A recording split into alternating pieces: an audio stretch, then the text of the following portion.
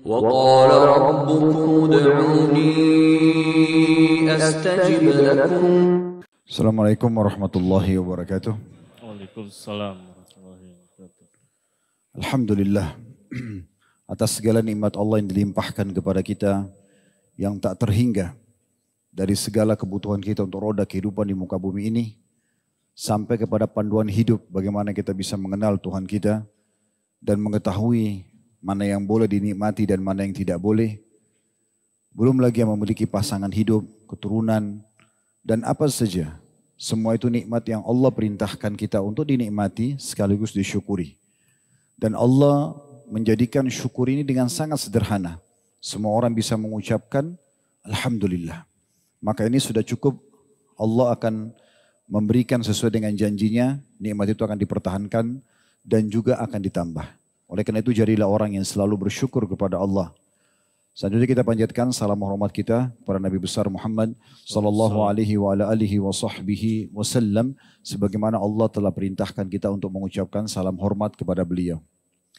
Seperti telah kami sampaikan di bulan lalu teman-teman sekalian, kita akan memulai ke depannya di pekan pertama dan pekan kedua bila kami lagi tidak safar tentunya kita akan ada bahasan dosa-dosa besar yang kita lanjutkan sesuai dengan urutan yang sudah kita pelajari. Sehingga saya sudah sampai 176 dosa. Semoga Allah selamatkan kita semua darinya. Kemudian di pekan ketiga kita akan membahas inspirasi hijrah. Seperti teman-teman sudah hadir pada pekan ketiga yang lalu. Dan pekan keempat seperti ini kita akan isi lebih kepada menjawab pertanyaan yang sangat banyak masuk. Baik di media ataupun di majelis offline seperti ini yang belum terjawab. Sehingga memang teman-teman yang bertanya ini juga mendapatkan jawabannya. Tentu juga ini belum bisa menampung semua pertanyaan yang masuk, tapi kita akan usahakan insya Allah satu sesi ini kita isi semuanya dengan tanya jawab dari berbagai macam pertanyaan yang masuk, apakah itu berhubungan dengan masalah rumah tangga, masalah bahayanya dosa, masalah pentingnya beribadah dan seterusnya. Baik, sebelum kita baca pertanyaan yang masuk teman-teman sekalian, saya ingin memberikan pembukaan dulu atau muqaddimah.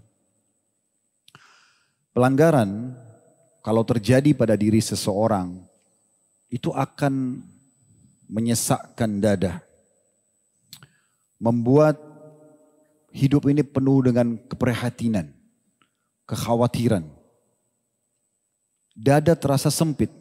Walaupun rumah itu luas, walaupun bumi ini luas, bagi pelaku pelanggaran atau maksiat sempit sekali.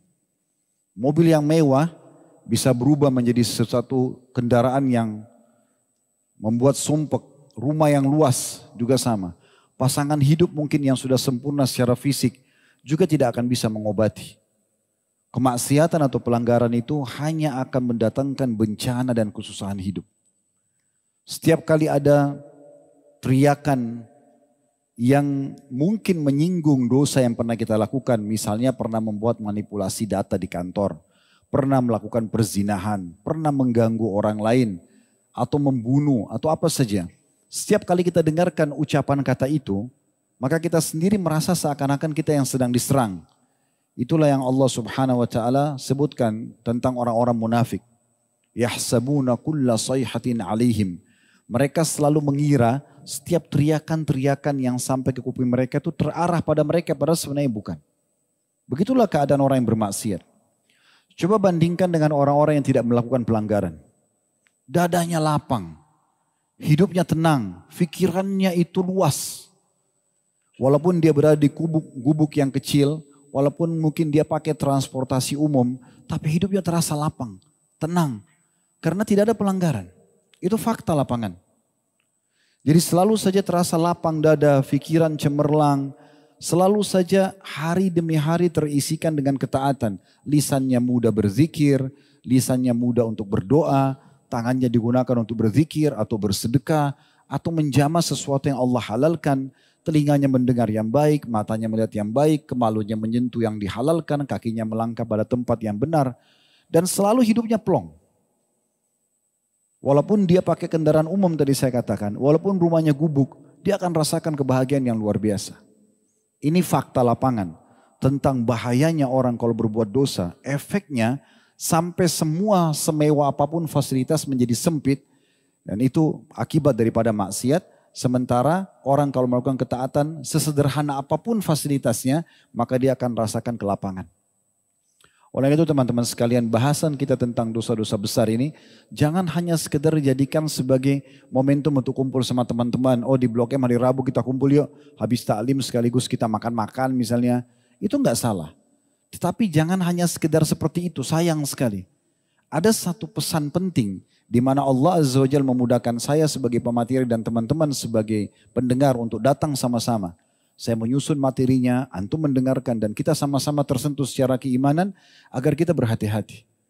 Ada poin penting teman-teman sekalian. Ini setelah sekian tahun pengalaman saya lalui, banyaknya pertanyaan yang masuk dalam pengajian. Ternyata makna firman Allah Subhanahu wa taala, innallaha syadidul iqab. Allah itu sangat berat siksaannya. Perkataan sebagian ulama apa? Hukuman Allah kalau datang kepada pelaku maksiat akan lebih berat daripada dosa yang dia lakukan. Mungkin sekali saja lisannya berbohong, cukup Allah siksa dia dengan sebulan dia sumpek misalnya. Sebulan ribut rumah tangganya. Sebulan anaknya durhaka. Sebulan mungkin tidak naik prestasinya. Sebulan mungkin dia tidak bisa sholat malam. Sekian banyak hal. Padahal dosa yang dilakukan mungkin bagi dia kecil. Begitu luar biasanya hukuman Allah Subhanahu wa taala, tujuan utamanya adalah bukan karena Allah tidak sayang hambanya, tapi agar hamba itu jangan coba-coba dosa itu. Dosa nggak perlu dicoba, pelanggaran nggak perlu dicoba karena mendatangkan kesempitan dada. Selalu hidup kita tuh penuh dengan prihatinan, selalu sumpek walaupun fasilitasnya bagus. Coba antum lihat realita di lapangan seperti itu. Maka kenapa kita nggak ambil keputusan teman-teman sekalian itu di tangan kita masing-masing. Mulai sekarang saya hijrah, saya menjadi orang baik. Selesai. Dan kalau hijrah jangan setengah-setengah. Jadi orang soleh atau soleha sekaligus. Untuk apa setengah-setengah? Kenapa masih hidup ikut di pengajian tapi masih tonton hal yang haram? Kenapa ikut di pengajian tapi masih gosip, masih kupingnya mendengar yang haram? Masih saja membuka antara ibadah dengan ketaatan. Ini akan mengganggu kenikmatan ibadah itu sendiri. Kenapa ada orang tidak maksimal merasakan kenikmatan iman? Karena dia masih membuka keran-keran dosa. Dosa itu ibarat racun.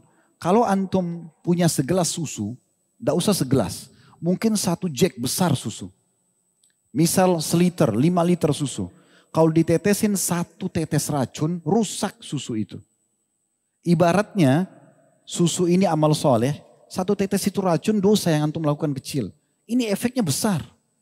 Kepada kehidupan kita, kepada hubungan kepada Allah, fasilitas yang Allah kasih. Lalu untuk apa dibuka pintunya? Kenapa enggak tinggalkan aja? Tutup kerannya dan sibuk dengan amal soleh. Di situ antum akan rasakan bagaimana kenikmatan iman itu. Itulah yang dikatakan oleh Ibnu Taimiyah rahimahullah pada saat beliau di penjara. Andai saja raja-raja, betulan pada saat itu beliau di penjara, yang memenjarakan kami dan siapapun yang memusuhi ya Islam ini mengetahui bagaimana kenikmatan iman dalam hati, maka mereka akan cemburu dan mereka akan membelah dada kami untuk mengambil kenikmatan tersebut. Karena memang kenikmatannya luar biasa. Poin yang lain, habis ini kita masuk pertanyaan. Teman-teman sekalian, kalau ada yang mengatakan begini, Ustaz, saya sudah lama buat dosa, tapi saya tidak melihat ada hukuman Allah. Mungkin ada orang bilang begitu.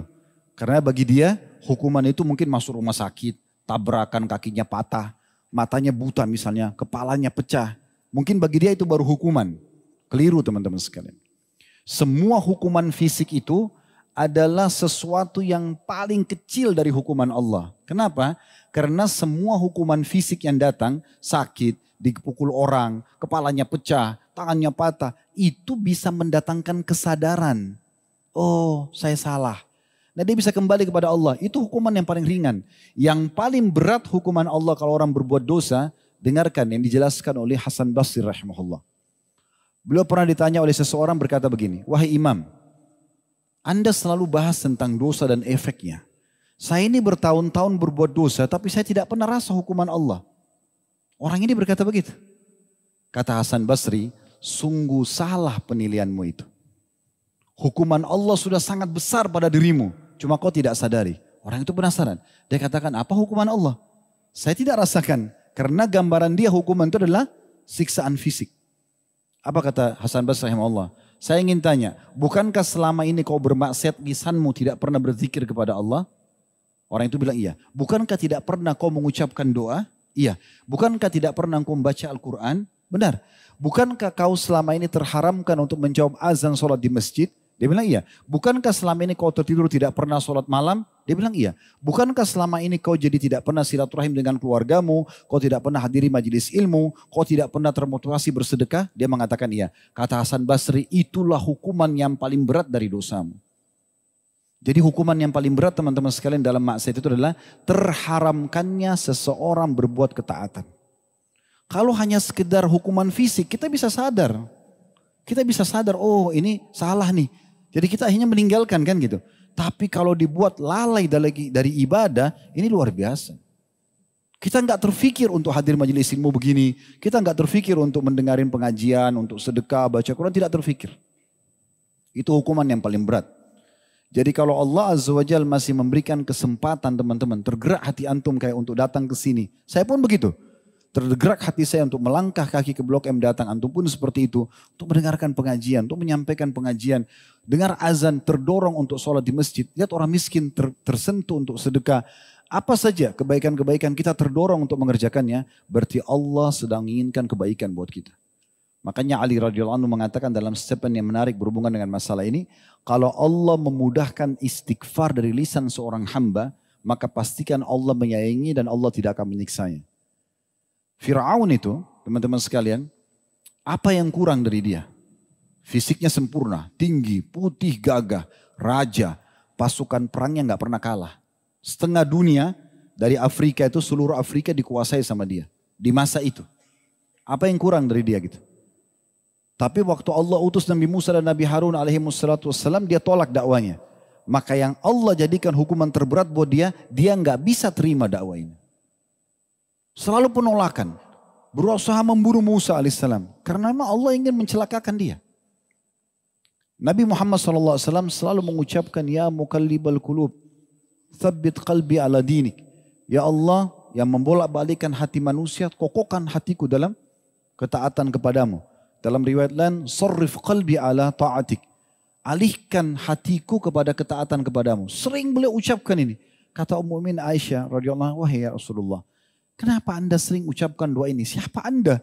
Kok kayak orang masih takut hatinya teralihkan dari ketaatan kepada Allah? Apa kata Nabi SAW? Sosok Nabi, manusia yang paling mulia, pemimpin anak Adam. Gitu kan? SAW beliau mengatakan, wahai Aisyah, sesungguhnya hati manusia berada di jari jemari sang pencipta Allah. Allah bolak-balikkan kapan dia mau.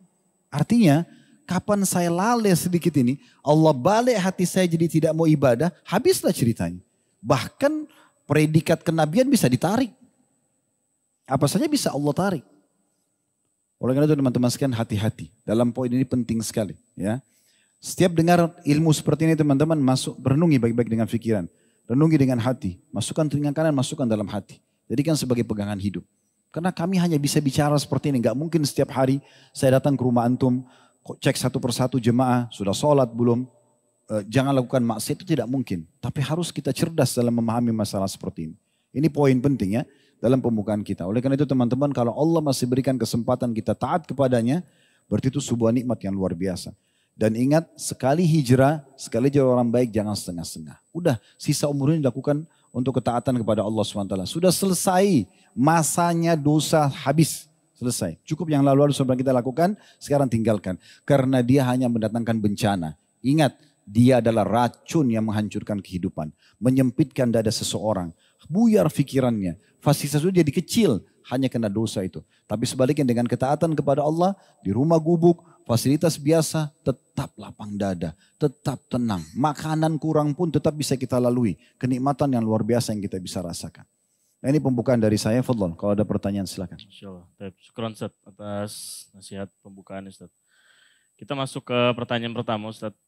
Di sini ada pertanyaan dari seorang mahasiswi psikologi Ustaz. Jadi pertanyaannya ketika ia sedang belajar atau menuntut ilmu seperti di kampus, apakah tetap bisa mendapatkan keutamaan dari hadis Allah mudahkan jalan seorang penuntut ilmu menuju ke surga? apakah hadis ini hanya dikhususkan untuk penuntut ilmu di bidang diniyah saja Ustaz? Tafadhol Ustaz. Ya tentu saja, semua ilmu yang bermanfaat akan mendapatkan keutamaan menuntut ilmu. Tapi puncak terbaik adalah ilmu agama. Dan perlu difahami, kalau kita bagi kriteria ilmu itu, tingkatannya, maka yang wajib menuntut ilmu agama, selain ilmu agama yang baik-baik saja, ilmu kedokteran, ilmu apa saja, hisab, matematika misalnya, semua itu adalah sunnah. Nah, kalau ilmu agama tidak ada pilihan. Antum dulu di majelis ilmu seperti ini bukan pilihan, wajib. Makanya kata Nabi SAW, talabul ilm, fariidun ala kulli muslim. Menuntut ilmu fariidah, kewajiban bagi setiap muslim laki-laki dan perempuan. Puncaknya ilmu agama. Selain ilmu agama, hukumnya sunnah. Tapi tetap mendapatkan keutamaannya. Cuma memang tidak akan selevel dengan ilmu agama. Antum silakan menguasai bidang-bidang yang lain, ilmu-ilmu umum yang penting bermanfaat ya, bukan ilmu yang haram. Seperti sihir misalnya itu ilmu haram, ya, teori mencuri, manipulasi, apalah segala macam, maka itu tidak boleh. Selama itu hal-hal yang baik boleh saja, tapi ini tidak menggugurkan kewajiban antum untuk belajar agama.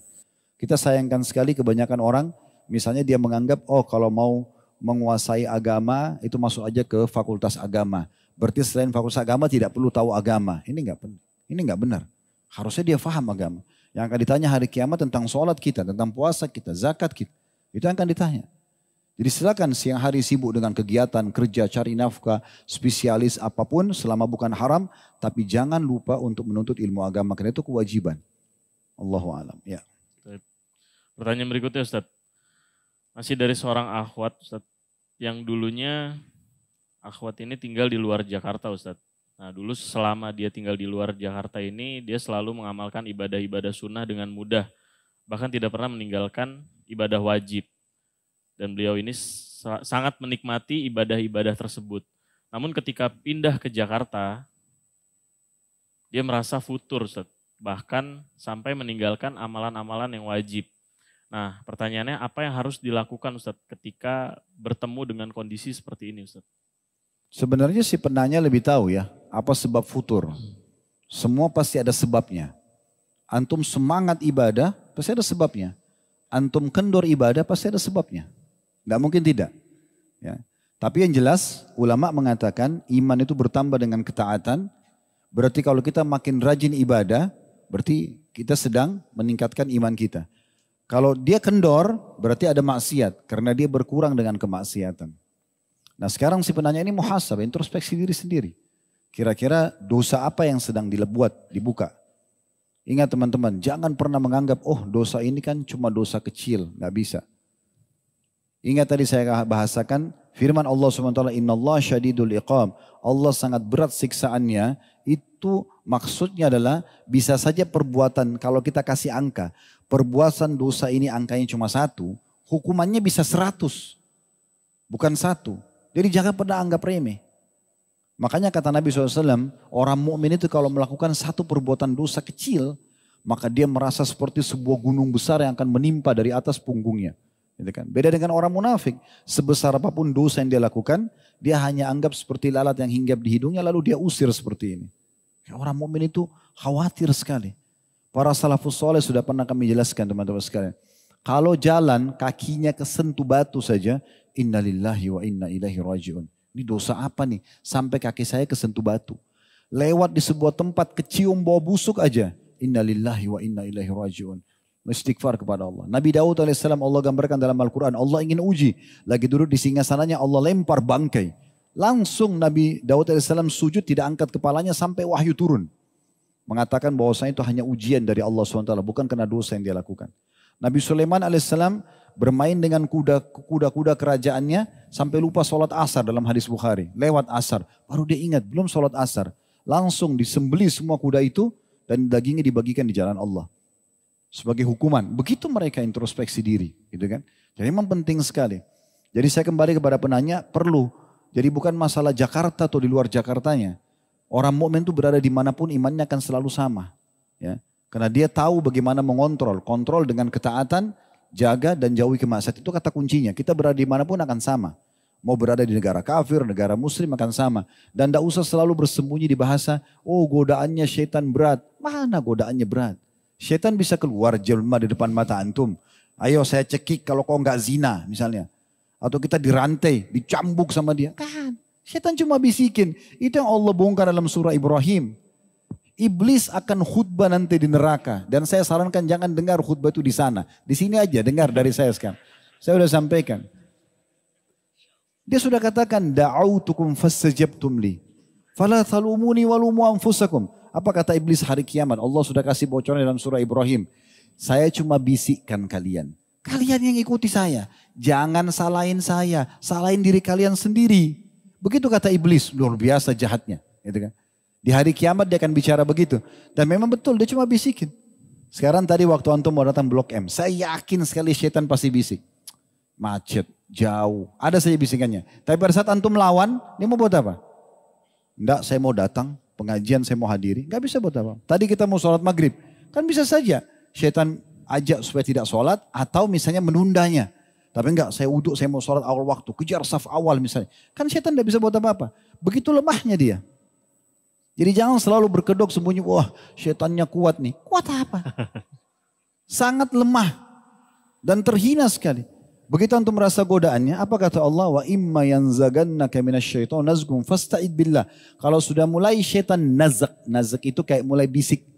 Mulai ada godaan, antum sudah rasa cenderung kepada mengurangi kadar pahala ibadah atau meninggalkan apalagi sampai berbuat dosa, pelanggaran. Oh setan nih, a'udzubillahi minasyaitonirrajim. Udah Allah datangkan malaikat panah dia tuh, dirajam.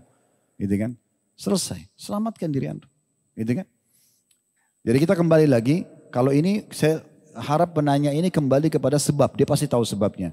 Kenapa dia futur?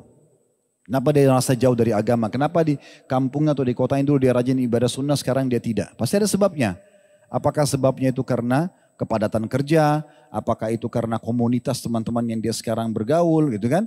Itu kan dia bisa tahu semuanya. Karena seharusnya orang mukmin tidak akan berubah dimanapun dia berada. Antum kalau sudah komitmen untuk menjaga itu akan terjaga. Para salafus saleh, mereka kalau ada di Madinah, dari para sahabat dulu, mereka di Madinah sholat malam, di kancah peperangan mereka sholat malam, lagi safar tiba di satu negara mereka sholat malam, tidak pernah mereka tinggalkan. Tidak akan berubah itu kalau orang mukmin. Antum di Jakarta sholat malam, antum safar ke Bogor, antum safar ke Bandung, antum safar ke Jayapura, misalnya antum safar ke luar negeri, tetap komitmen antum jaga. Memang sudah harus begitu. Ya, Allahu a'lam. Ya. Tanya berikutnya Ustaz. Pertanyaan dari seorang ikhwan Ustaz, yang berencana untuk melakukan akad nikah dan mempersiapkan bulan madu. Apakah boleh Ustaz meniatkan untuk bulan madu bersama istri nanti dengan datang ke kajian? Salah satunya kajian antum Ustaz. Karena alhamdulillah ahwatnya juga mau Ustaz. Apakah boleh datang ke kajian antum atau datang ke kajian lain dengan niat seperti itu Ustaz, selain menuntut ilmu diniatkannya? Tentu saja nggak masalah. Tapi kan biasanya persepsi orang bulan madu itu kan biologis ya. Biasanya begitu. Tapi kalau antum mau selipin waktu di mana antum selesai akad nikah, biasanya antum bersama dengan pasangan, oke kita selipin nih. Dalam bulan pertama ini kita selalu hadir majelis ilmu, maghrib, isya. Habis itu baru acara suami istri malamnya, ya enggak ada masalah. Enggak ada larangan, malah itu sangat positif, sangat bagus gitu. Sebagian salaf itu menghabiskan malam pertama mereka dengan sholat malam berjamaah. Mereka enggak interaksi biologis. Dinukil banyak sekali kisah dari para salafus saleh. Pada saat mereka pengantin baru, setelah mereka sholat sunnah, biasanya ada sunnah selepas akad nikah, ya, dan mendoakan ubun-ubun istri. Kemudian mereka mulai sholat di malam hari itu, dan akhirnya pasangannya ikut, dan mereka sholat berdua sampai pagi. Ya. Mereka habiskan justru bersyukur kepada Allah dengan ibadah. Karena interaksi biologis bisa setiap saat. Tapi ibadah bersama ini kalau dimulai di awal sekali pernikahan, berarti nanti seakan-akan ada pesan ke setiap pasangan, suami ataupun istri, kedepannya kita begini loh ya.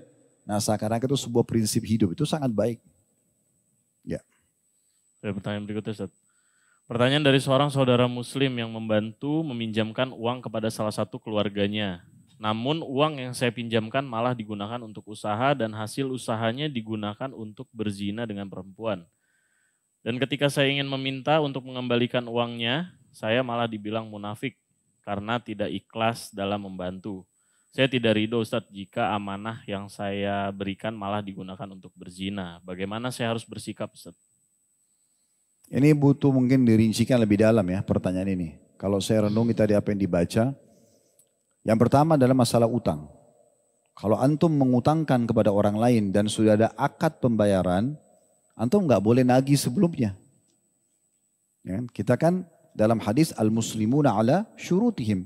Orang muslim harus sesuai dengan akad yang disepakati. Sekarang saya utangkan kepada Akh Ammar.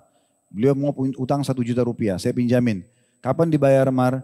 Insya Allah dibayar bulan depan Ustaz. Misal contoh. Misalnya ini bulan Agustus, nanti akhir September akan dibayar. Saya nggak boleh tiba-tiba datang di akhir Agustus, bayar sekarang utang kamu. Nggak bisa. Karena sudah akadnya begitu. Itu dulu poin dipahami. Terlepas daripada nanti Ammar pakai apa uang itu. Dia mau pakai bisnis kah, dia mau pakai kebutuhan keluarga, karena dia sedang utang kan. Kalau dia mengajak saya investasi, dia buka usaha nih, misalnya kios atau apa. Ustaz ayo ikut nih, saya ikut sama-sama investasi. Nah di saat itu saya bisa intervensi. Ya gitu. Karena ternyata uang yang tadinya untuk investasi kios, ternyata Ammar enggak dipakai untuk kebutuhan keluarganya. Keluar daripada akad, di situ saya boleh intervensi. Tapi kalau utang piutang, gak ada urusannya dengan intervensi ini. Kita utangkan orang, kan gitu. Itu poin dulu. Dan kita cukup mengejar keutamanya. Yang kedua, masalah dia melakukan kemaksiatan. Antum dapat dari mana dia berzina ini? Informasinya dari mana? Hati-hati, bab zina ini, menuduh orang berzina ini bahaya sekali, ini berat. Sudah tahu belum? Kalau kita menuduh orang berzina, harus kita datangkan 3 orang yang lain selain kita, melihat orang yang sama, di tempat yang sama, perbuatan yang sama. Di waktu yang sama. Kalau yang 3 lihatnya di hari Selasa, yang satunya lihatnya hari Rabu, nggak bisa klop saksinya, kesaksian. 4 orang ini sama semua kesaksiannya, barulah si pelaku zina ini dihukum. Gitu. Tapi kalau tidak, misalnya cuma 2 orang yang berikan kesaksian. Bisa-bisa 2 orang ini yang dicambuk. Saking luar biasanya Islam menjaga, jangan sembarangan ngelapor-laporin orang. Nah gitu. Kalau ada orang berbuat dosa, kita tahu depan mata, udah kita nasihatin dia. Nasihatin dia. Ya, doakan supaya dapat hidayah, gitu kan? Seperti itu kita lakukan, tapi bukan malah kita menjadikan sebuah permasalahan. Baik, bagaimana mensinkronkan sekarang uang yang utang tadi ini dengan uang yang dipakai untuk berzina, kalaupun betul dia pakai berzina. Antum tetap kembali kepada akad antum utang piutang. Kapan dia mau bayar, yang sudah disepakati itu yang dibayar. Pisahkan ini dengan dia gunakan untuk berzina.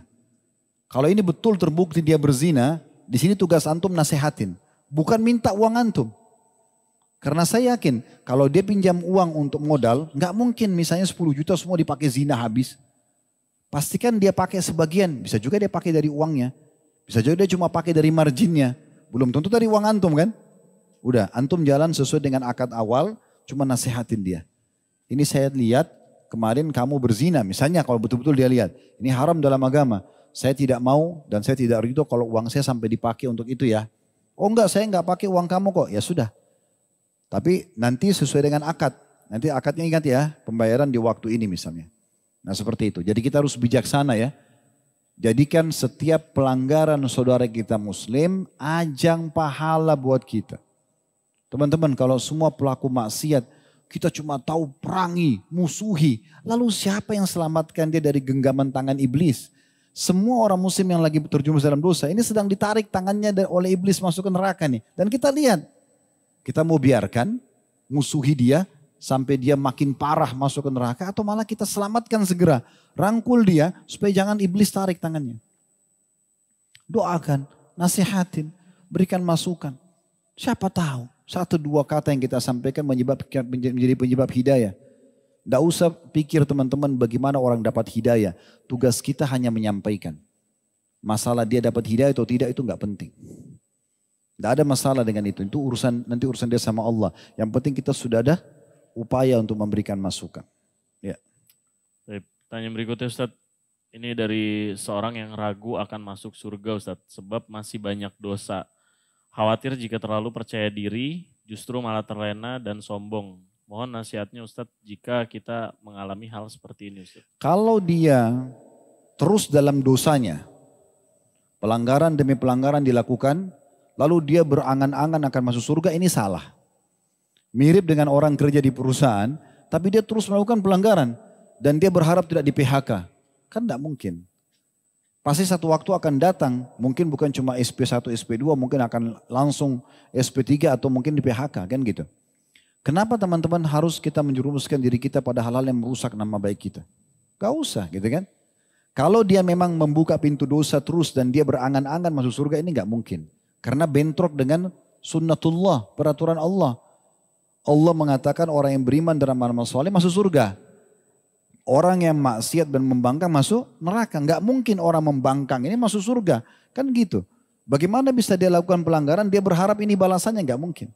Bagaimana bisa dia malas-malasan di kantornya, tidak berprestasi, lalu dia berharap dapat semua full fasilitas, itu nggak mungkin. Kan secara akal sehat nggak mungkin. Gitu kan. Tapi kalau si penanya yang dimaksudkan adalah, saya pernah buat dosa banyak Ustaz. Kira-kira saya masih layak nggak masuk surga? Tentu saja layak. Tentu saja layak.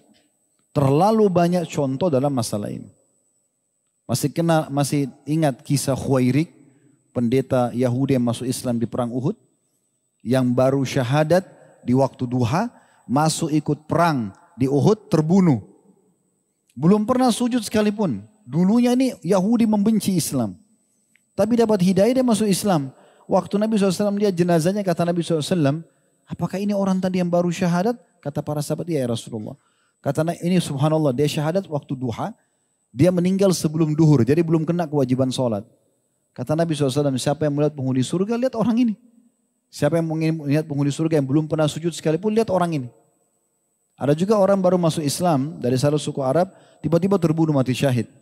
Kata Nabi SAW, dia telah berbuat sedikit, syahadat saja, dan panen pahala yang sangat besar. Artinya apa? Kuasa Allah Subhanahu Wa Taala.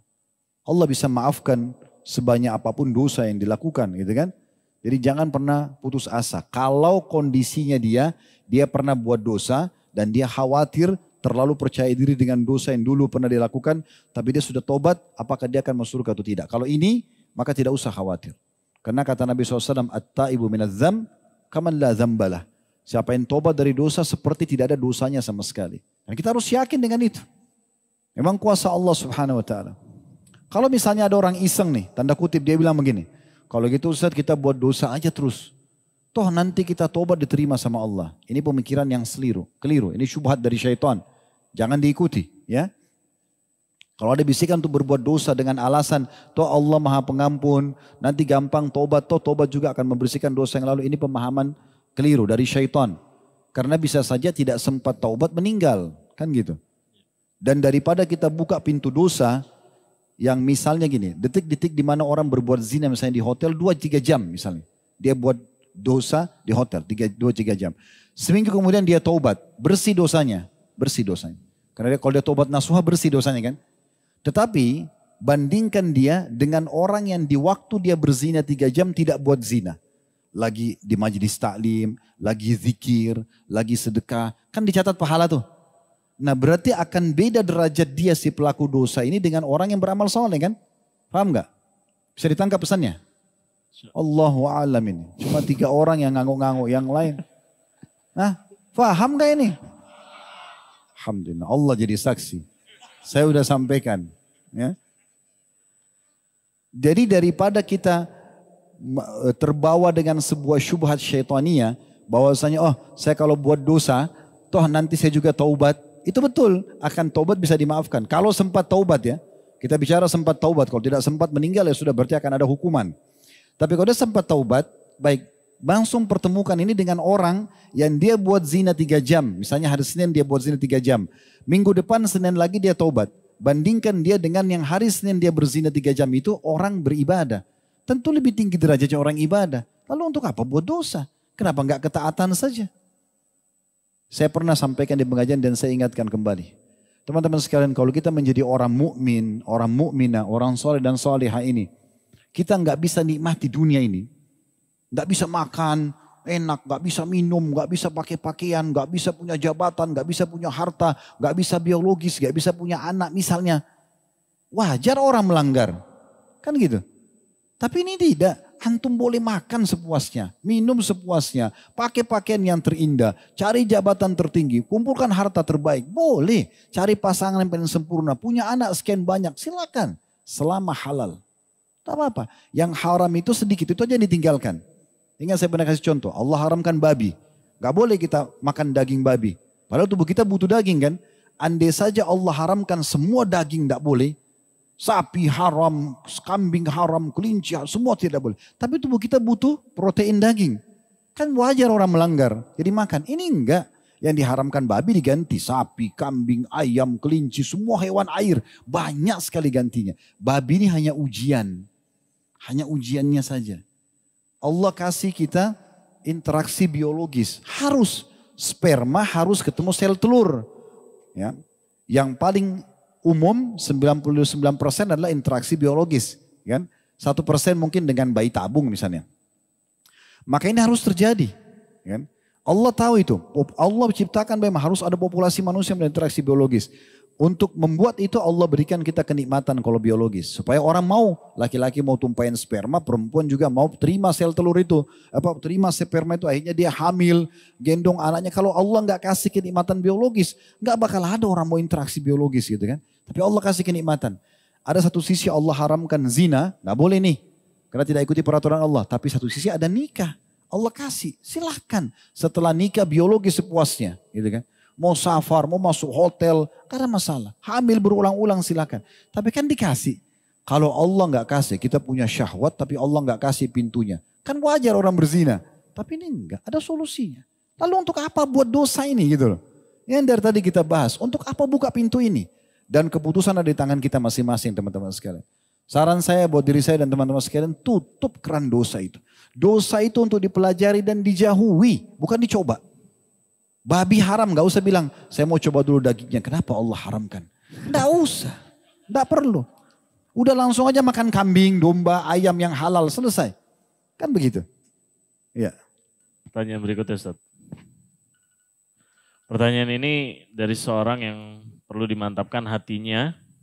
Karena dalam mencari rezeki yang halal, berusaha taat serta menjalankan perintah Allah Subhanahu wa taala. Tapi malah mendapatkan rezeki yang pas-pasan. Malah cenderung kurang. Akan tetapi di luar sana banyak orang-orang yang mencari rezeki tanpa memperhatikan hukum Allah. Bahkan tidak menjalani perintah-perintahnya tapi kok malah rezekinya mengalir bahkan berlimpah. Dan hidup seakan serba ada tanpa kekurangan sedikit pun. Mohon nasihatnya Ustaz. Ini yang jadi permasalahan bagi penanya. Karena dia mengurung rezeki di uang, di materi. Selama itu di benak antum, ini akan sulit. Karena bagi antum, kapan punya mobil Mercy, kapan punya rumah di Menteng, kapan punya pakaian bermerek, dompet bermerek, nah ini baru rezeki. Tapi kesehatan, pasangan hidup, ketenangan jiwa, semua antum lupain ini. Ini keliru. Rezeki itu teman-teman sekalian definisinya sederhananya adalah semua yang bisa membuat roda kehidupan kita ini berjalan. Itu rezeki. Ada orang yang memang Allah bukain pintu uang ada. Ada juga orang yang Allah tidak bukain. Tapi dari satu sisi Allah kasih dia banyak rezeki. Banyak rezeki. Ada pengalaman begini. Salah satu jemaah umroh kami dulu rahimahullah beliau meninggal. Dari Lombok asalnya beliau. Pernah umroh sama kami. Kadang-kadang kalau ke Jakarta beliau sering datang konsultasi. Saat waktu dia datang, waktu itu restoran kami yang Allah amanahkan ini masih di Kalibata City. Belum pindah ke Condet kayak sekarang. Dia datang, pas restoran sudah mau tutup, konsultasi. Ternyata dia bersama satu temannya, turunan Chinese tapi orang Katolik. Partner bisnis dia. Ngobrol lah dia seperti biasa, jemaah ketemu sama ustadznya, nanya macam-macam hukum. Masalah rumah tangga, masalah hukum jual beli, masalah segala macam. Dari mungkin 20 pertanyaan yang dia tanya, terus saya jawab. Yang teman kita Katolik ini yang dengerin. Gitu kan. Dia duduk di sebelahnya, saya juga gak perhatiin dia karena saya fokus menjawab pertanyaan saudara kita muslimin. Setelah selesai dia, saya tanya, masih ada pertanyaan? Dia bilang sudah tidak ada. Tiba-tiba yang Katolik ini bilang begini, Ustadz, saya boleh bertanya gak? Saya balik ke dia, ini orang non-muslim, dia mau nanya. Saya bilang silahkan kalau mau nanya. Tapi saya jawab sesuai dengan hukum Islam. Dia bilang gak apa-apa Ustadz, karena apa yang ditanya sama teman saya hadapi juga. Coba. Jadi jangan antum berpikir, oh ini orang non muslim atau ini ahli maksiat, kemudian dia tidak rasakan masalah. Oh enggak, masalahnya banyak. Masalahnya banyak. Bahkan lebih parah daripada masalah ini. Antum tidak tahu aja. Karena tolok ukurnya materi. Oh keluar dari pagar rumahnya mobilnya Mercy. Oh berarti ini enak orangnya. Padahal mungkin di dalam habis berantem sama istrinya. Mungkin dia kena penyakit kronis yang antum tidak tahu. Mungkin dia cuci darah. Mungkin ini dan itu. Kan gitu. Saya pernah satu kali Allah mudahin ke Singapura. Berapa tahun yang lalu. Kemudian saya sewa naik taksi. Ketemu sama supir taksinya. Mungkin kalau tampangnya orang ini di Indonesia orang kaya ini. Tapi dia supir taksi gitu. Ngobrol-ngobrol lah sepanjang jalan kami keliling. Saya mau tahu Singapura ini seperti apa muter-muter. Subhanallah mungkin 2 jam kami keliling itu. Semuanya isinya keluhan. Ini orang non muslim dia. Semua isinya keluhan. Dia susah hidup. Anaknya susah sekolah. Ada penyakit timpa dia. Ribut sama mertuanya. Jadi jangan antum pikir orang-orang itu nikmat. Enggak, mereka juga punya masalah. Kata Allah SWT, in ta'alamuna fa innahum ya'lamun kama ta'alamun. Kalau kalian merasa sakit, mereka juga rasa sakit. Mereka juga rasa masalah, bukan tidak rasa masalah. Gitu kan? Cuma bedanya, antum sebagai seorang muslim punya panduan. Di saat lagi ada masalah, sabar. Ada pahalanya. Oh kita jadi semangat hadapin masalah itu kan. Nah seperti itu. Kalau mereka tidak punya panduan itu, akhirnya larinya ke mabuk, ke segala macam. Jadi jangan kurung rezeki di materi saja. Insya Allah kita akan lanjutkan pertanyaan berikutnya Ustadz. Pertanyaan ini dari seseorang yang sedang bingung Ustadz dalam memahami kata syukur. Karena seolah-olah apabila kita menjadi orang yang bersyukur, jadi terkesan tidak perlu semangat dalam mengejar dunia. Dalam arti syukuri aja apa yang ada, meskipun sedikit, meskipun kekurangan, ya syukuri aja gitu. Jadi bagaimana Ustadz sebenarnya mengartikan rasa syukur ini Ustadz? Tafadhol Ustadz. Baik, alhamdulillah, wassalatu wassalamu ala rasulillah. Sebelum kita jawab inti pertanyaan ini, sebenarnya kita kembali dulu ke surah Al-Qasas, surah nomor 28 ayat 77. Ini dulu landasan hukumnya. Ya. Allah berfirman, وَابْتَقِ فِيمَا أَتَاكَ اللَّهُ الدَّارَ الْآخِرَةَ وَلَا تَنْسَ نَصِيبَكَ مِنَ الدُّنْيَا وَأَحْسِنْ كَمَا أَحْسَنَ اللَّهُ إِلَيْكَ al-ayah. Yang artinya, kejarlah apa yang Allah janjikan untukmu di akhirat kelak dan jangan lupakan bagianmu dari dunia. Dan berbuat baiklah, patulah kepada Allah sebagaimana Allah berbuat baik kepadamu. Dari ayat ini, setiap muslim yang beriman pada Allah, pada Al-Quran, pada Rasulullah SAW faham. Kalau memang orang muslim harus mengimbangi antara dunia dan akhiratnya. Cuma memang dia dahulukan akhirat. Untuk lagi aktivitas urusan dunia selama bukan haram, tapi terdengar azan, kita tinggalkan untuk akhirat kita. Ada transaksi, ditawarkan, besar mungkin keuntungannya, tapi karena haram, kita tinggalkan karena kita berpikir akhiratnya. Nah itu landasan hukumnya. Jadi sebenarnya orang muslim bukan berarti harus meninggalkan dunia. Keliru itu. Saya bahkan kemarin di daerah Sumatera, tepatnya di wilayah Solok kemarin kita buat sebuah tema jadilah VIP. Ya. Bagaimana Islam sebenarnya menyuruh para penganutnya dengan dalil-dalil yang cukup banyak untuk berpenampilan yang rapi dan bersih. Itu dicontohkan oleh Nabi SAW dan banyak ayat-ayat Al-Quran bicara masalah itu. Kita disuruh makan makanan yang halal dan thayyibah yang berkualitas. Kita disuruh mengejar jabatan tertinggi selama kita mampu dan tidak menelusuri jalur-jalur yang haram. Kita dibolehkan untuk mengumpulkan harta yang banyak. Yang penting mengetahui sumbernya halal dan juga hak Allah di situ. Dari zakat dan sedekah dan seterusnya. Bagaimana Nabi SAW menegur seorang sahabat karena penampilannya kumuh. Lalu Nabi tanya, kau punya harta? Dia bilang ada ya Rasulullah. Saya punya unta, saya punya domba. Dia sebutkan beberapa harta dia. Lalu kata Nabi SAW, kalau gitu mana kau dari bekas nikmatnya Allah. Allah nggak pernah suruh kau berantakan begini gitu. Ayo berpenampilan yang rapi, bersih. Jaga nama baikmu, kejar prestasi terbaikmu. Gak ada masalah dari dunia. Tapi orang muslim menambahkan prestasi terbaiknya di akhirat. Dunia ditunggangi untuk mendapatkan akhirat sana. Ini dulu poin yang perlu kita fahami untuk menjawab pertanyaan tadi. Nah kalau pertanyaan tadi misalnya kalau kita terkurung dengan kata syukur, kemudian sebatas pemahaman penanya di sini adalah kalau orang bersyukur berarti tidak perlu mengejar dunia. Gitu kan? Karena ya sudah syukuri saja yang ada. Ini batasan pemahaman yang perlu diluruskan. Ya, tanda kutip di sini. Kenapa? Karena konsep dasarnya dalam surah Ibrahim la in syakartum la azidannakum. Kalau kalian bersyukur kata Allah, aku akan tambah. Kalau seseorang diberikan sebagian dari nikmat dunia kemudian dia bersyukur, pastikan melalui ayat ini dia akan ditambah. Gitu kan? Jadi jangan ada persepsi, oh kalau saya bersyukur berarti saya tidak akan mengejar prestasi tambahannya. Enggak, justru akan ditambah dengan sendirinya. Gitu kan? Jadi persepsi ini perlu diluruskan dulu. Karena persepsi ini keliru. Kalau dikatakan kalau begitu, bagaimana saya untuk apa bersyukur sementara ini akan mengurangi motivasi saya untuk mengejar dunia. Enggak, keliru. Justru dengan bersyukur kita jadi lebih semangat untuk mengejar karena kan akan dijanjikan tambahannya. Ya seperti itu. Ya. Baik, Ustaz. Pertanyaan berikutnya, Ustaz.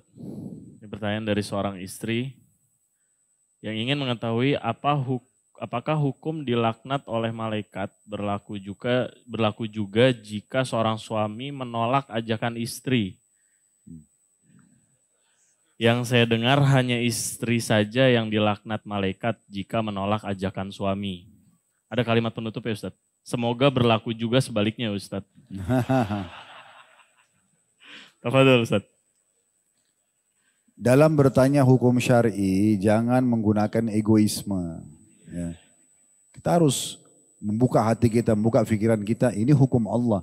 Masuk akal kita atau tidak masuk akal, selama Allah yang tentukan, selesai. Apa firman Allah SWT? Maka nali mu'minin wala mu'minatin idha qadallahu wa rasulu amran an yakuna lahumul khiyaratu min amrihim. Tidak layak bagi orang yang mengaku laki-laki mukmin dan perempuan mukminah kalau Allah dan Rasulnya sudah menentukan satu hukum, mereka masih punya pilihan yang lainnya. Memang sudah begitu. Kita walaupun para sahabat dulu menjadikan khamr itu minuman mereka seharian. Waktu masa jahiliyah. Saking sukanya mereka sama khamr sampai proses pengharaman amr melalui 3 kali proses turun ayat. Terakhir itu baru turun surah Al-Ma'idah surah nomor 5 ayat 90 atau 92 itu tentang masalah pengharaman khamr. Sebelumnya cuma dilarang sholat dalam kondisi mabuk karena mereka punya satu tradisi seperti itu. Ya. Tapi seperti itulah. Akhirnya mereka tinggalkan juga. Ujungnya akan mereka tinggalkan. Jadi memang ini hukum Allah Subhanahu wa taala kita terima walaupun kita tidak suka, gitu kan. Itu poin dulu. Baik, sekarang tentang masalah inti pertanyaan. Apakah berlaku laknat Allah kepada suami yang menolak ajakan biologis istrinya sebagaimana hadis menyebutkan kalau istri yang menolak ajakan suaminya dilaknat? Jawabannya tidak. Kenapa? Karena itu hukum Allah. Yang ada dalam dalil istri yang dilaknat. Ada alasan-alasannya. Alasan yang pertama, jarang sekali suami nolak. Iya. Coba saya tanya sini, ini laki-laki sekian ribu orang datang. Antum kalau diajak sama istri nolak gak? Ah, sudah dengar akhwat? Gak ada yang nolak. Kecuali istrinya bau, ya, bau jengkol, bau nggak mandi mungkin. Tapi kalau dia wangi, dia cantik, siapa yang nolak? Laki-laki itu colek sedikit langsung dia semangat. Jadi nggak mungkin laki-laki nolak itu. Kecuali dalam, insya Allah dalam kondisi dia sakit pun selama belum stroke pasti dia mau. Sampai ada istilah di kalangan lelucon antara laki-laki. Kalau laki-laki itu pun sudah mau sakarat, ya sudah mau meninggal, tapi antum masih ajak bicara tentang nikmatnya biologis, dia semangat. Emang sudah begitu. Beda sama perempuan. Perempuan itu butuh dirangsang dulu, butuh keadaan yang nyaman dulu, butuh kata-kata rayuan dulu, baru dia mau. Kan begitu. Oleh karena itu kalau laki-laki sudah coba mengajak istrinya, sudah coba merayu dan dia nolak, disitulah dia kena laknat. Kan begitu. Poin yang lain. Laki-laki sama perempuan beda dari sisi syahwat. Laki-laki itu karena memang Allah ciptakan mereka untuk luar, di luar rumah maksudnya ya. Sholat berjamaah di masjid, ngantar jenazah, cari nafkah, jihad. Kan di luar rumah semua ya. Berarti kan fitnah di luar ini besar sekali, godaan. Yang bisa menimpah mereka, gitu kan. Oleh karena itu mereka butuh untuk dipenuhi kebutuhannya. Sementara perempuan lebih banyak di rumah, lebih tenang secara kejiwaan ya. Sehingga gejolak dalam masalah biologis itu lebih besar bagi laki-laki. Belum lagi sebagian ulama mengatakan sperma itu mengandung api, ada kandungan apinya. Saya tidak tahu secara medis, tapi saya pernah dapat dalam beberapa buku ulama memang seperti itu. Sehingga dia panas. Umumnya laki-laki itu kalau tidak terlampiaskan maka dia emosi. larinya ke emosi. Karena memang pengaruh daripada sperma itu sendiri. Nah, karena efek ini, makanya dianjurkan perempuan itu untuk melayani suaminya. Karena dengan dia layani suaminya secara biologis, maka secara otomatis nanti di luar dia akan terbendung dari kemaksiatan. Dan memang dia tidak bisa menolak, susah kalau godaan jatan di luar rumah. Perempuan itu sulit.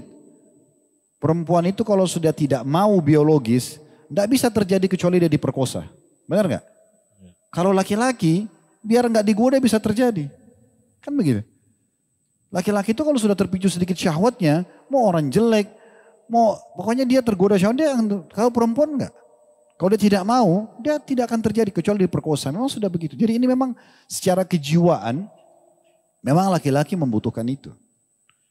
Sisi yang lain ini jawaban yang terpenting sebenarnya. Allah Subhanahu wa Ta'ala sebagai pencipta lebih tahu tentang masalah kebutuhan masing-masing. Gitu kan? Allah lebih tahu tentang kebutuhan masing-masing. Allah Subhanahu wa Ta'ala menggantungkan beberapa hukum, kalau kita baca letterlet, itu seakan-akan tanda kutip di sini ya, tanda kutip, jangan disalahfahami. Itu seperti menzalimi wanita. Contoh misalnya, apa kata Nabi SAW dalam hadis sahih? Wanita ahli surga.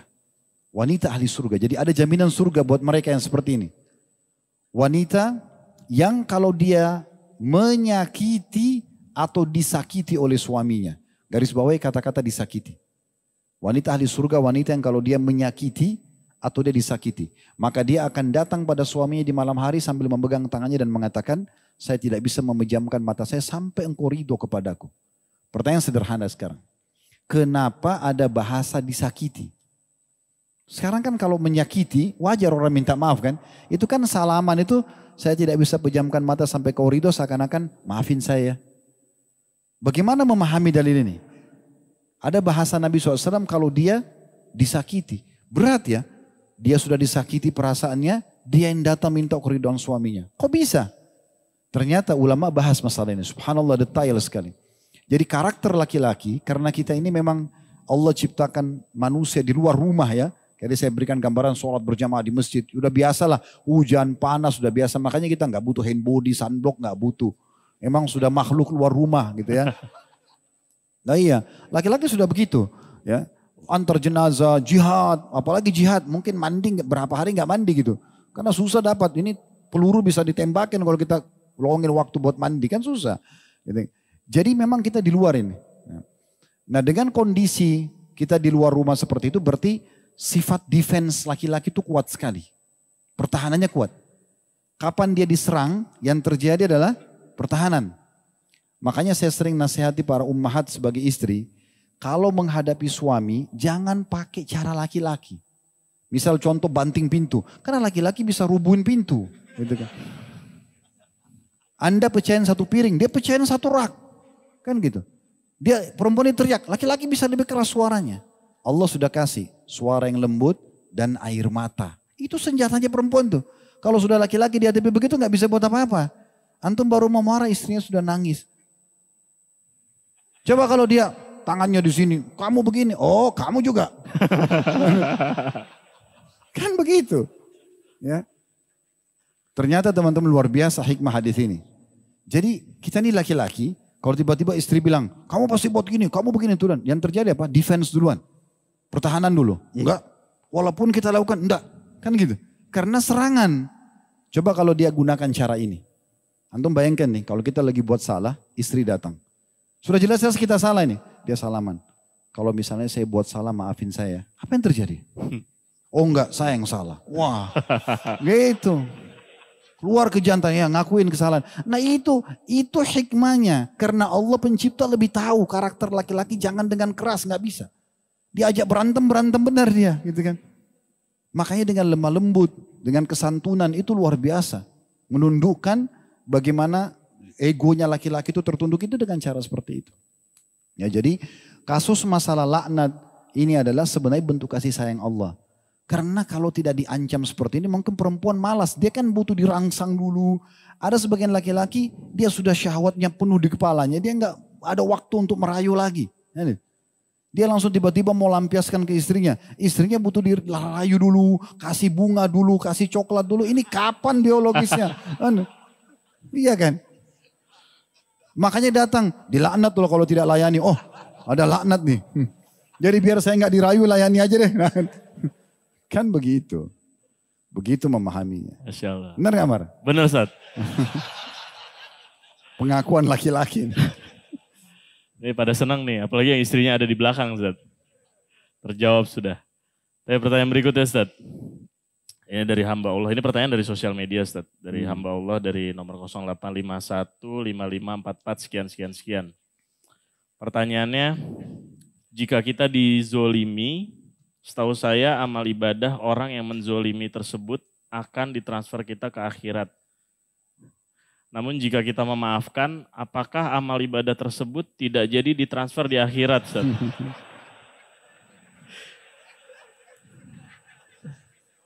Jadi apa keutamaan memaafkan orang yang menzolimi kita? Kita Ustaz, syukran jazakallah khair. Ini penanya sepertinya mau panen pahala orang nih. Hah? Tanpa berbuat, dia berharap tidak usah minta maaf gitu ya. Jadi teman-teman sekalian, perlu fahami poin penting. Allah mengatakan dalam firman-Nya surah Al-Imran, wal afina 'anil nas wallahu yuhibbul muhsinin. Dan orang yang suka memaafkan orang lain dan Allah suka dengan orang yang berbuat kebaikan. Jadi memaafkan orang lain ibadah. Ibadah itu. Jadi jangan antum pikir orang ini pernah berbuat salah nih. Kalau dia tidak minta maaf saya dapat transfer pahala.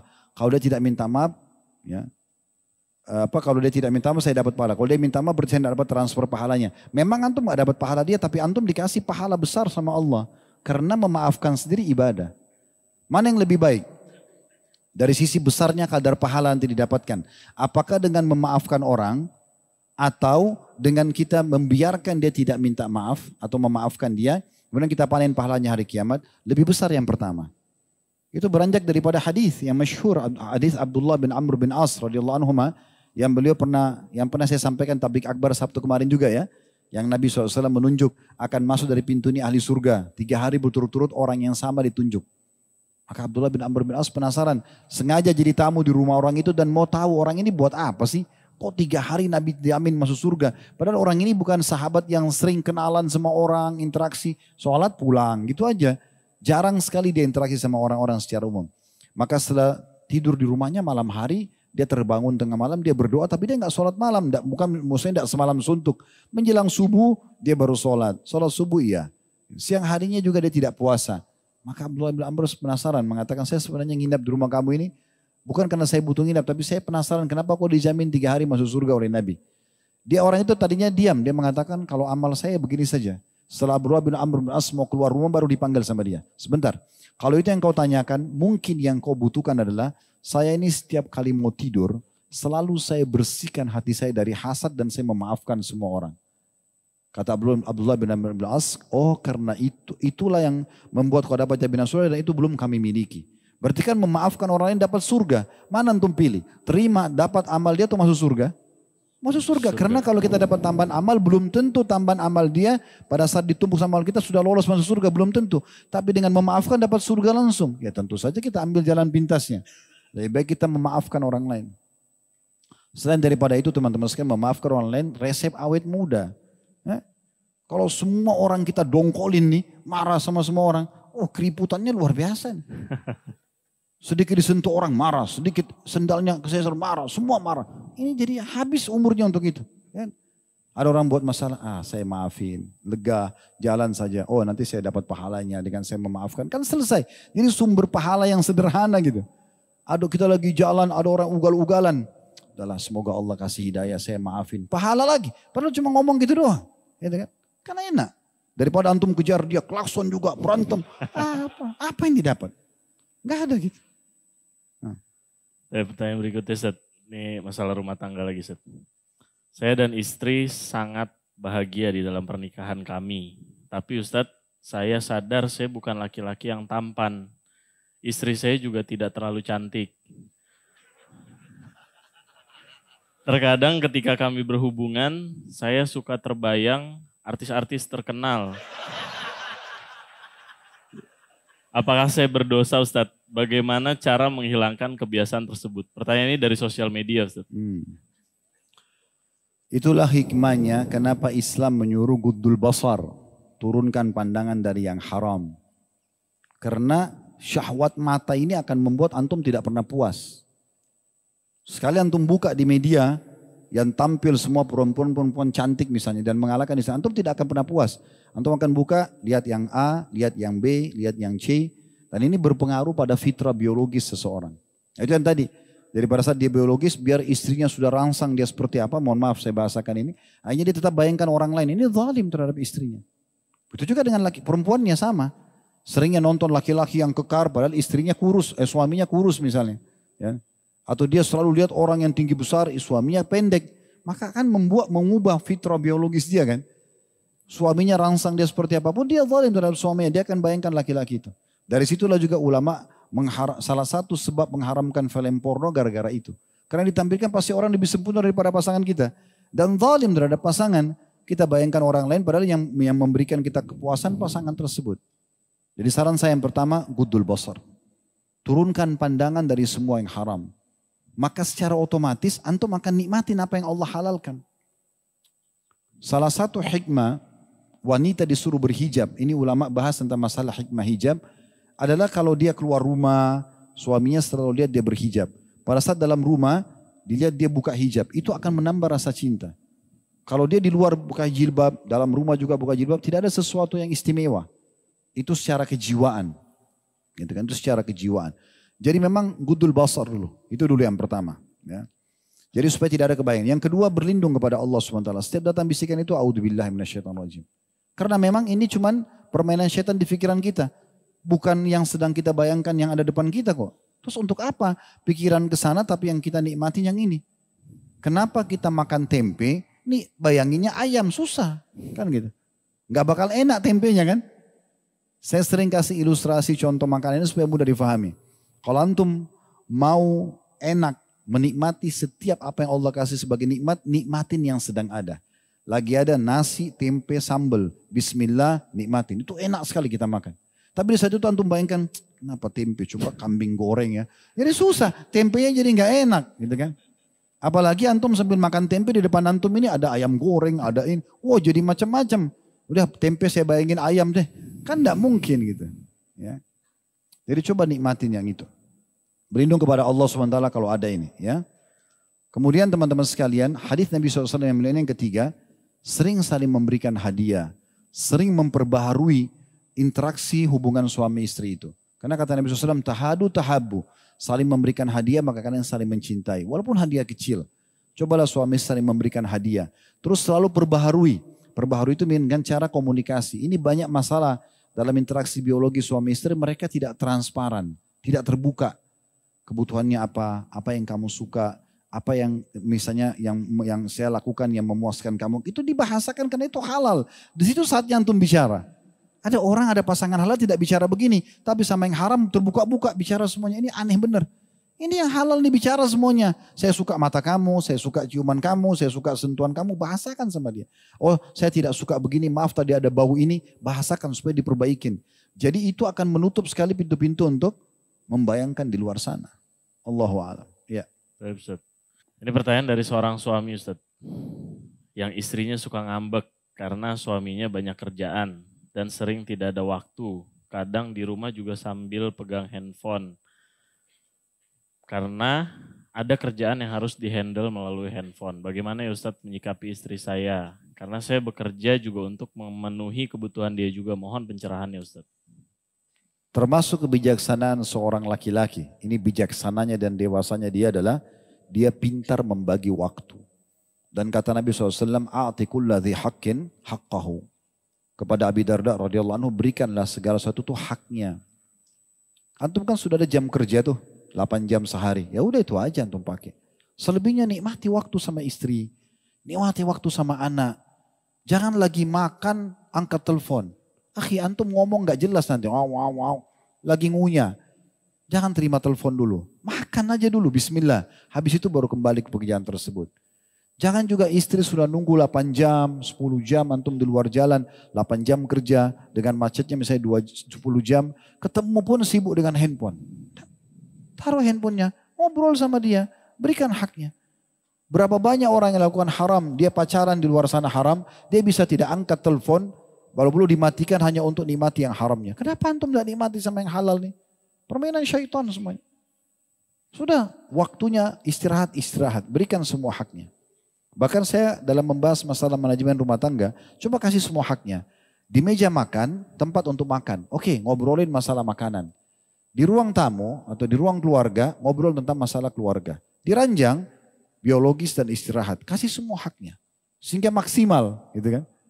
Nah ini lebih penting, sehingga manajemen rumah tangga itu jadi lebih rapi. Jadi saran saya kepada akh ini, memang ada saatnya antum berhenti untuk terus mengejar dunia ini. Berikan hak istri, berikan hak anak. Kadang-kadang kena sibuknya jawab telepon, akhirnya tidak kenal waktu lagi. Biar jam 12 malam, jam 1 malam. Kenapa ini kerjaan? Sudah itu marah lagi sama istrinya. Ini kan juga demi untuk kamu. Istrinya pikir untuk apa saya? Kalau jam 12 malam dapat 100 juta saya langsung dikasih, mungkin. Ini kan tidak. Jadi nggak usah gitu. Kasih haknya masing-masing. Allahu a'lam. Pertanyaan terakhir Ustaz, sebagai penutup. Ini pertanyaan dari seorang akhwat Ustaz, yang berpendapat jika jodoh sudah tertulis di Lauhul Mahfuz, kenapa ada orang yang sudah berumur bahkan puluhan tahun tapi belum juga kunjung menikah? Apakah memang ada orang yang diciptakan tanpa pasangan Ustaz? Kalau yang saya tahu ya, sebatas ilmu saya, sebenarnya semua orang itu ada jodohnya. Sebatas ilmu saya, tanda kutip. Cuma memang kadang-kadang kitanya yang rewel. Ya. Sering kali datang sinyal jodoh itu kita tolak semua. Siapa teman-teman di antara kita sini yang belum menikah? Yang belum menikah ya. Berapa kali peluang nikah antum datang? Tidak mungkin tidak pernah. Ada orang yang suka, ada yang tawarin anaknya, ada yang tawarin saudaranya. Tapi ini terlalu tinggi, saya mau yang lebih pendek sedikit. Ini terlalu putih, saya mau yang hitam sedikit. Oh ini terlalu kurus, tulang-tulang semuanya, saya mau yang gemuk.